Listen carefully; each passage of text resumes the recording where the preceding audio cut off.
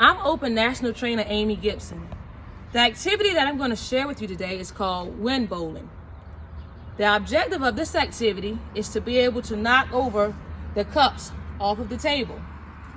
What you will need is 10 cups.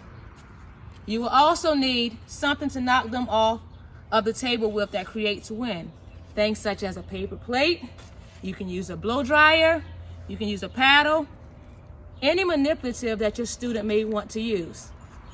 Another thing in this module is they have created a Boardmaker to ensure that all students can have some success. So it has the pictures that matches the actions that you're trying to do. So in just a moment, I'm going to step behind the cups and I'm going to wave my paper plate to try to create enough wind to knock all of the cups off the table.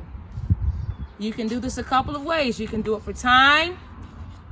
You can also make it harder or easier by adding more cups or using less cups.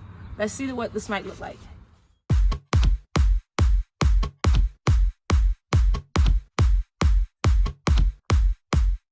Ta-da! We did it!